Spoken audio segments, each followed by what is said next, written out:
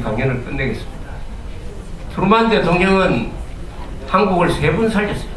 1950년 6월 미국 시간으로 24일에 전면 남침이 시작되었다는 보고를 딘 애치슨 국무장관으로부터 받은 트루만 대통령은 밤 9시입니다.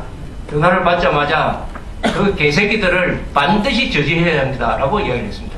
Son of a bitch라고 했어요. 그래서 미군이 참전하게 된 겁니다. 거기에 한미 상호 방위 조약 같은 거 없었어요. 미군이 올 이유가 하나도 없었습니다. 다 미국 군부는 한국은 지킬 수도 없다. 지키려고 하면은 중국군하고 싸워야 되는데, 소련군하고 싸워야 되는데, 절대로 안 된다 해가지고 1년 전에 이미 포기한 나라가 한국이었어요.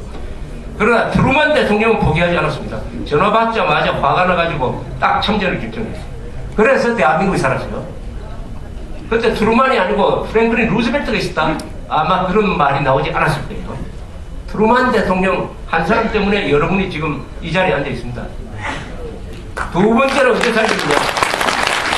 메가더 장군은 인천 상륙작전을 성공시켰어요. 북진을 하는데 중공군이 개입을 했습니다. 수십만이 개입을 했어요. 메가더 장군이 제대로 대응을 하지 못했습니다.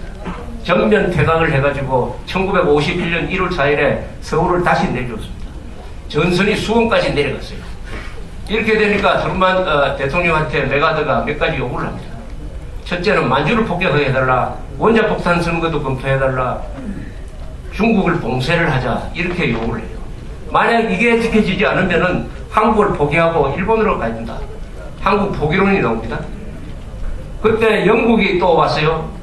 트루만 대통령한테 30만의 미군을 지금 한반도에 묶어놔서는 안 된다. 서유럽이 소련한테 지금 침략을 받으면 어떻게 하느냐. 한국을 포기하고 유럽으로 군대를 돌립시다라고 이야기를 해요. 트루만 대통령이 정말 골치가 아팠습니다. 그때 이미 흥남에서는 흥남철수, 중공군에 포위가 된 미국 해병대가 그 어려운 속에서도 철수를 하면서 10만 명의 한국 사람을 데리고 왔습니다. 철수하는 군대가 10만 명의 내국인을 데리고 온 경우도 세계 전사상 처음입니다. 그리고 미국에서는 비상사태가 선포가 됐어요. 미국 역사상 가장 긴 퇴각이 계속되었습니다. 이럴 때 한국을 포기하지 않는다는 결정을 한 것이 트루만이었어요. 그때 애틀리 영국 노동당 정부의 수상한테 이렇게 이야기를 합니다. 미국은 친구가 어려울 때 포기하는 나라가 아닙니다. 우리가 한국을 포기하면은 우리와 같이 싸웠던 한국 사람들은 다 죽게 되어 있습니다. 절대 포기 안 합니다. 라고 해서 한국을 지키겠다는 두 번째 결심을 해요.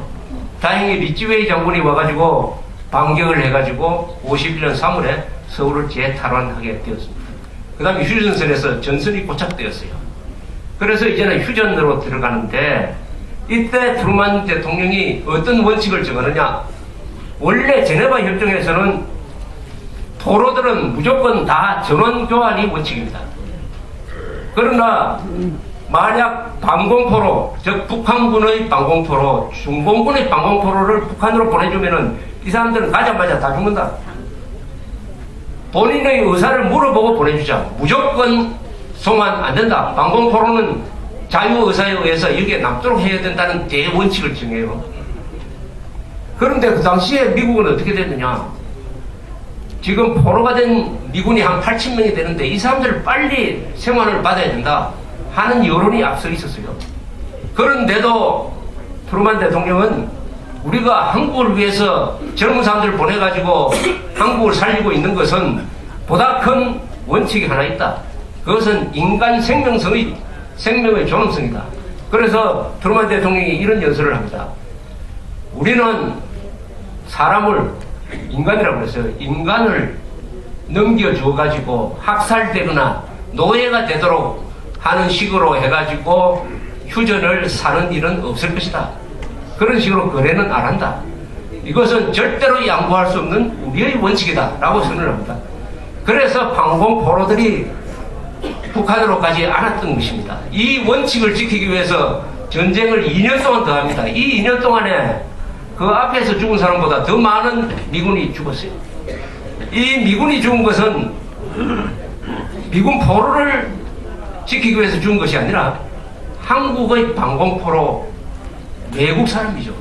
외국 사람을 지키기 위해서 2년 더 싸우면서 죽어갔던 것입니다. 그 원칙을 생각하면서 이명박 대통령을 한번 생각해 봤어요. 이명박의 중도 실력론자들, 이 사람들은 어떤 점에서는 이용훈 대법원장과 우리법연구회나 좌익 판사들보다 더 도덕적으로 나쁜 사람들이에요. 오르만 대통령과 미국의 이세에 의해서 지켜진 이 고귀한 자유를 헐값에 팔아넘기고 있어요. 좌익들한테 팔아넘기고 있지 않습니까? 그래서 5년 동안은 자기들은 편하고 좌익들하고는 사이좋게 지내면 인기도 올라가겠죠.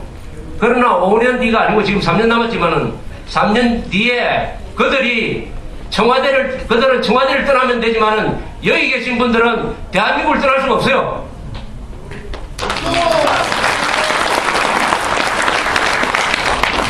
중도 실용은 이번 MBC PD 판결로서 완전히 파탄이 났습니다. 대한민국의 법치 붕괴에 서로 경쟁하고 있는 사람이 이용 대법원장과 이명박 대통령입니다. 그래서 우리는 사법부 개혁을 위해서는 반드시 이명박 정부의 중도 실용론자들, 중도론자들, 기회주의자들한테 대한 비판을 같이 해야 되는 것입니다. 오르만 대통령을 위해서 지켜진 이 자유를 어디에 서느냐?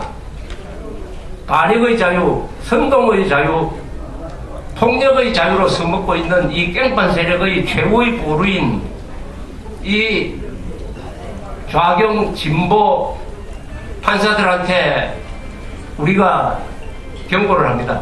경고는 뭐냐? 진실이라는 것은 잠시 덮여질 수 있다. 그러나 진실은 절대로 영원히 덮여지지 않는다. 대한민국은 당신들보다 더 오래 살 것이다. 이것을 경고하면서 저 이야기를 끝내겠습니다. 감사합니다.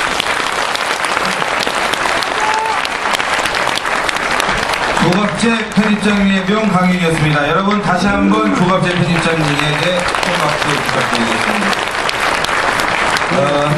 강영이